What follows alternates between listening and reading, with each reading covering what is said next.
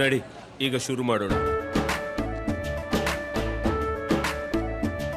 ಕೇಸರಿಯಿಂದ ಮನೋಲ್ಲಾಸ ಮನಸ್ಸು ಮತ್ತೇರಿ ಕುಣಿದಾಡಿದೆ ನೋಡು, ಮನಸ್ಸು ಮತ್ತೇರಿ ಕುಣಿದಾಡಿದೆ ನೋಡು.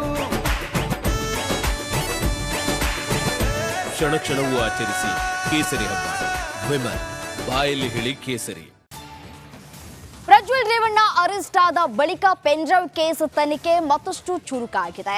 ಆದರೆ ಎಸ್ಐಟಿ ಪ್ರಶ್ನೆಗಳಿಗೆ ಸಂಸದ ನಾನವನಲ್ಲ ಅನ್ನುವಂತಹ ಉತ್ತರವನ್ನ ಬಿಟ್ಟು ಬೇರೇನೂ ಹೇಳ್ತಾ ಇಲ್ವಂತೆ. ಇಂದು 4ನೇ ದಿನವಾಗಿದ್ದು ಇವತ್ತು ಕೂಡ ಅಧಿಕಾರಿಗಳು ಡ್ರಿಲ್ ಅನ್ನ ನಡೆಸಲಿಕ್ಕಿದ್ದಾರೆ. ಆ ಕುರಿತ ಒಂದು ರಿಪೋರ್ಟ್ ಇದೆ, ಬನ್ನಿ ನೋಡ್ತಾ ಹೋಗೋಣ.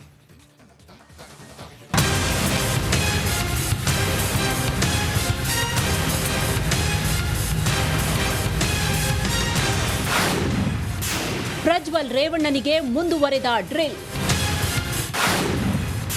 ವಿಚಾರಣೆ ವೇಳೆ ಪ್ರಜ್ವಲ್ ರೇವಣ್ಣ ಮೊಂಡಾಟ.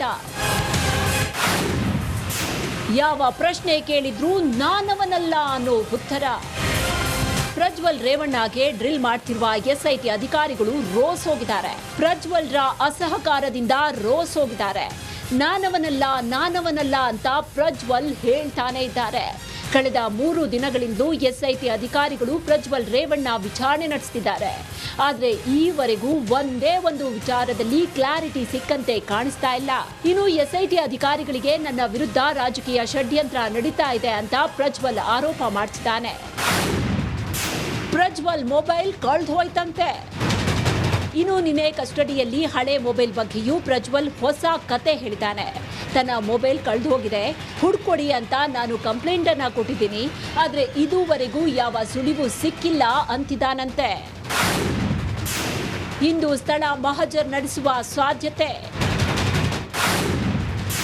ಹೊಳೆ ನರಸೀಪುರಕ್ಕೆ ಬರ್ತಾರ ಪ್ರಜ್ವಲ್. ಇವತ್ತು ಪ್ರಜ್ವಲ್ ರೇವಣ್ಣ ಅವರನ್ನ ಸ್ಥಳ ಮಹಜರಿಗೆ ಹೊಳೆ ನರಸೀಪುರಕ್ಕೆ ಕರ್ಕೊಂಡು ಹೋಗುವ ಸಾಧ್ಯತೆ ಇದೆ. ಆದರೆ ಪ್ರಜ್ವಲ್ ಇನ್ನೂ ಕೇವಲ 2 ದಿನ ಮಾತ್ರ ಕಸ್ಟಡಿಯಲ್ಲಿ ಇರಲಿದ್ದಾರೆ. ಬಳಿಕ ಮತ್ತೆ ಕೋರ್ಟ್ ಮುಂದೆ ಹಾಜರಾಗಲಿದ್ದಾರೆ. ಸದ್ಯ ಪೆನ್ ಡ್ರೈವ್ ಕೇಸ್ನಲ್ಲಿ ಲಾಕ್ ಆಗಿರುವ ಸಂಸದರಿಗೆ ಎಸ್ಐಟಿಯ ಮಹಿಳಾ ಅಧಿಕಾರಿಗಳೇ ಕ್ಲಾಸ್ ತೆಗೆದುಕೊಂಡಿದ್ದಾರೆ. ಇಲ್ಲಿಂದ ಮುಂದೆ ಯಾವ ರೀತಿ ತನಿಖೆ ಮುಂದುವರಿಸುತ್ತಾರೆ ಅನ್ನೋದನ್ನ ಕಾದು ನೋಡಬೇಕಾಗಿದೆ.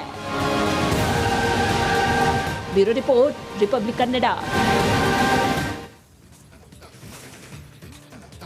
ದೇಶದ ಅತಿ ದೊಡ್ಡ ನೆಟ್ವರ್ಕ್ ನಿಂದ ಮೆಗಾ ಕವರೇಜ್.